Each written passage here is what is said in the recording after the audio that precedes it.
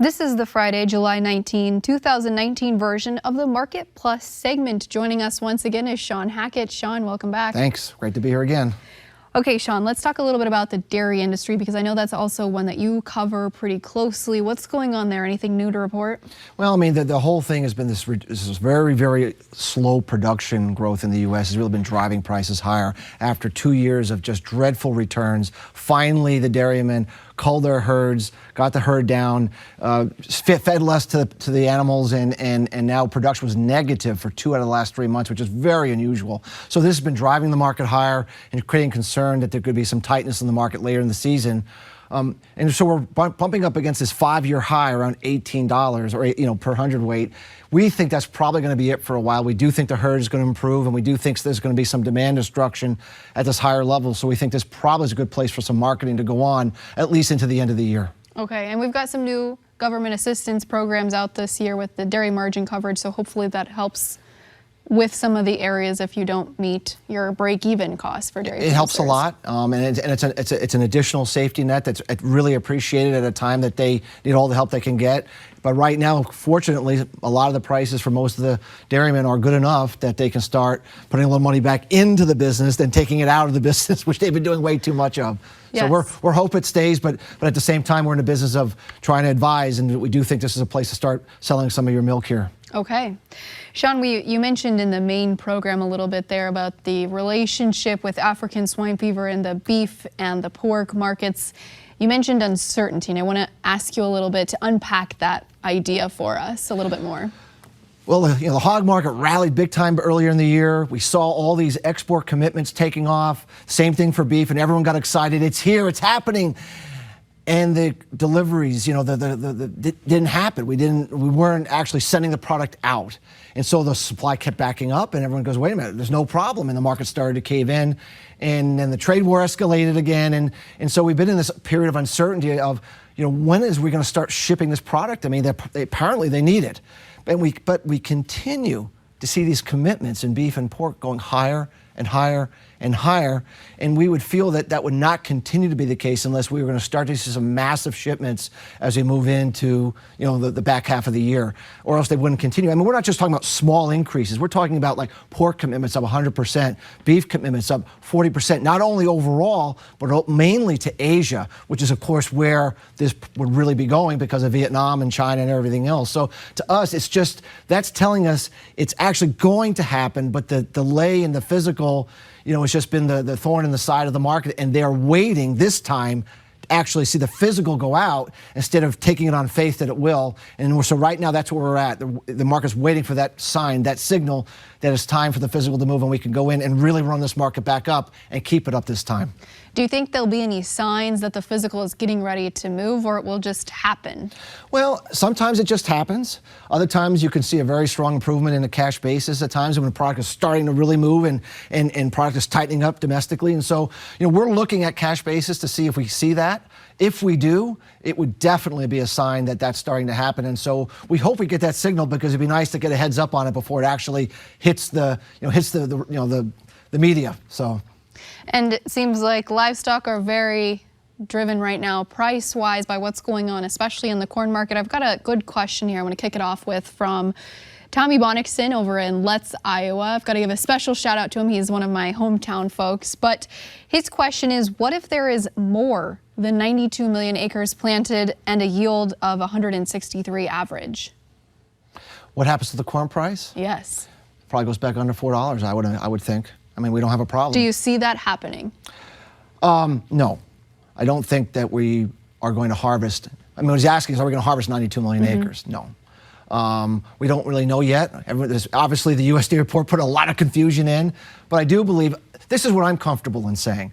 We do know in delayed plantings of the past that we had 4 or 5 million additional acres lost from harvested acres. We would think that for sure we're at least going to see that, which means the number that came out from the USDA needs to come down 4 or 5 million acres just to be what a normal delayed planting season would look like. We're comfortable in saying that, and so we don't really, I mean, anything's possible. We'll never say it can't be 92, but we think it's really unlikely that's going to be the case. But if it did, we'd see sub $4 corn market. Okay. Well, that leads into this question we've got then from Phil in Dresden, Ontario, talking specifically about the prevent plant acres that we've seen this year. Phil's question is this. He said, how many corn and soybean acres will ultimately end up in prevent plant?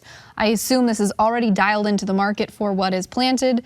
And will USDA dial back yield further in the August 12th report, or is it about heat at corn pollination and rain in August? Well, the USDA already said that they have no idea what the yield is, and they're not even going to try. I mean, they came out with a report and said, look, we can't do our normal analysis because we're so far behind, so we're not even going to try. We're going to do a little satellite picture, try this, try that. But basically, I don't see them making any major changes because they have no reason to do so. The September report would really be the report where they're going to make some really calculated adjustments to yield and say, we think this or we think that. And of course, by that time, pollination will be done. We'll know how the weather took place, and we'll have a better idea. But I do not see either acres or yield really having any major change in the August report. And then prevent plant, what are you thinking we see for some final numbers there? Well, given that we would normally see 4 or 5 in a normal garden variety delayed planting, you would have to think that we would see another 4 or 5. I mean, one would have to believe that that's a reasonable expectation in the marketplace to eventually see that. Now, when does the USDA actually come through and recognize that? Our concept is it'd probably be closer to October before we would get a better read on that. And maybe they don't come all the way down there because that they're just being more conservative. It may take a little longer, but we think ultimately an 8 to 10 million acre number would be consistent with what we believe took place this year and what is consistent with the delayed planting from past years.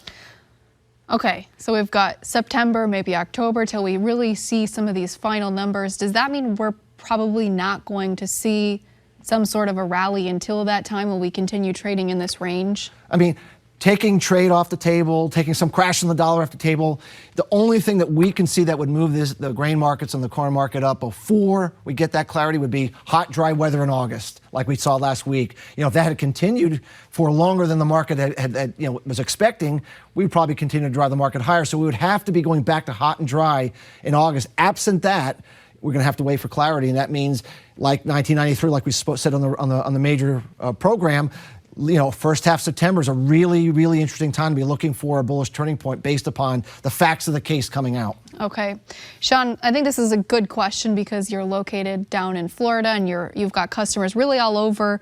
We've got another question from Phil in Dresden, Ontario. He's very busy this week on Twitter asking questions for you, but he said, where are the best crops in the U.S. corn belts?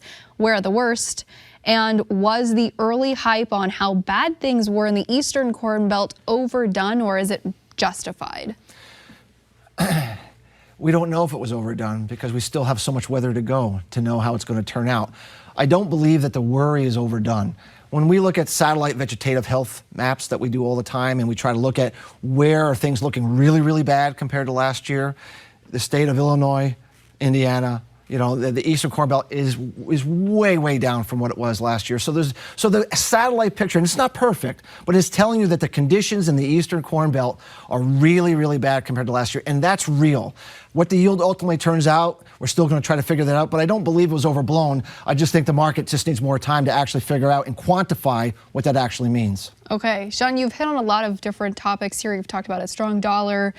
We've talked about trade wars, higher prices, and I think that sets us up nicely here for this last question from Bradley in Upland, Nebraska. He said a strong economy has led to a strong dollar, coupled with trade wars and higher prices, has crippled our export markets. Could it be years before these levels recover?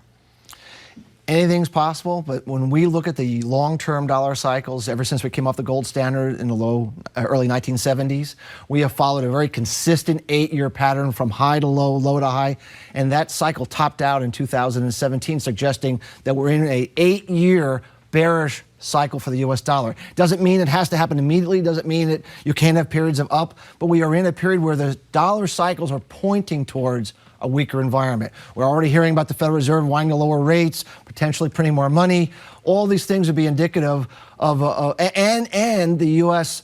President Trump is up for re-election, and presidents, when they're up for re-election, tend to do a lot of things to pump up the economy, and extra spending that a lot of times needs greater debt creation, which tends to be negative for the U.S. dollar. So we think the odds are favorable that that's not going to be the scenario, and that we actually will see a sustainable dollar decline, which, as your listener mentioned is very, very important to getting exports going and to getting a better competitive environment for our product. Okay. Shawn Hackett, thank you so much. Always a pleasure. Thank you. Join us again next week for our sit-down interview with the U.S. Secretary of Agriculture, and Sue Martin will join us at the Market to Market table. Until then, thanks for watching, listening, or reading. I'm Delaney Howell. Have a great week.